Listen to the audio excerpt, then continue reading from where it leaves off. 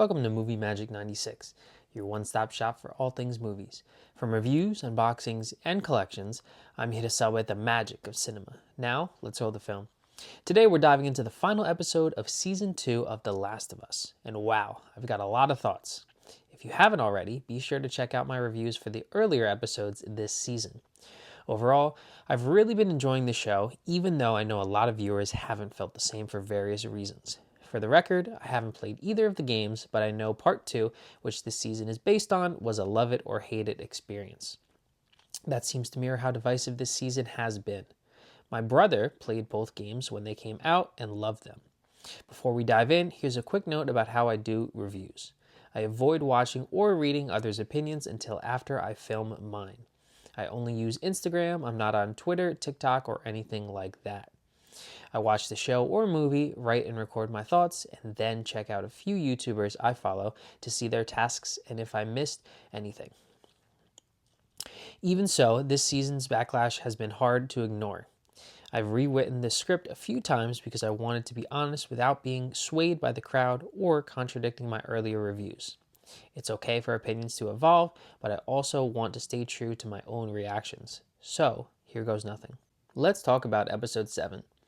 Ellie and Jesse go looking for Tommy, but we never find out what Tommy's been doing since Jesse said he came with him, and that bugged me. Later on, Ellie gets mad at Jesse for voting against her, leaving Jackson, and even says, "Fuck the community." That didn't sit right with me. I actually sympathize with Jesse. He's just trying to make the best decision for everyone, not just Ellie. Honestly, the way Ellie is written feels intentionally off-putting. I don't think it's Bella Ramsey's acting, I think she's talented. But all Ellie cares about is revenge. She's willing to sacrifice relationships, her peers, and more. That might line up with how the game portrayed her, but as a viewer, my issue is with the writing. Also, when Ellie wants to help the captured Seraphite, it felt inconsistent. She literally just said, "fuck the community," but now she wants to help a stranger. Jesse even pointed out that they were outnumbered. Then later, she's nearly killed by another Seraphite, which is ironic. When Ellie takes a smaller, slower boat right after we see a whole fleet of WLF in bigger, better boats during a storm, I rolled my eyes. Unsurprisingly, her boat flips and she washes up on the Seraphite's island. Then we get a scene where she's captured with a noose around her neck, only for the WLF to attack, and somehow she wasn't injured at all. That drove me nuts. What was the point of showing that scene if there were no consequences? After all of that, she heads back to the aquarium. Any normal person might think, I just almost died, maybe I should go back to Wyoming. But no, she journeys on. At the aquarium, I'm actually glad she shot Owen, because we've barely seen Ellie kill any humans this season. If the goal was to show her becoming more badass, this was her chance. I would have preferred if she shot Mel on purpose. The bullet grazing her neck felt weak, and the fact that Mel was pregnant just felt shoehorned and unnecessary. At least Ellie thanks Jesse at the theater after reflecting on the past, but then Abby kills him. That was incredibly frustrating. Jesse didn't even want to come to Seattle. Ellie forced him to come rescue her, and it got him killed. I feel more sympathy for Jesse than I did for Joel. Joel died because of his past actions. Jesse died because of Ellie's choices. The episode ends with Tommy on the ground, Abby standing over him, Ellie with her hands in the air, and Dina off screen. Then we hear a gunshot. It felt like a cheap imitation of the Sopranos finale. Are we supposed to guess? Did Abby shoot Tommy? Did Dina shoot Abby?